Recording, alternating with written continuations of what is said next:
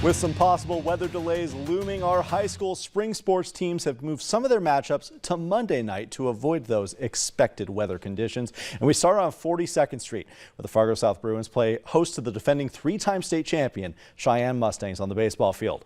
We're scoreless here as we join this matchup in the bottom of the third inning, but the Bruins bats are just getting warmed up. Matt Bryant with an absolute missile right back up past the middle of the mound.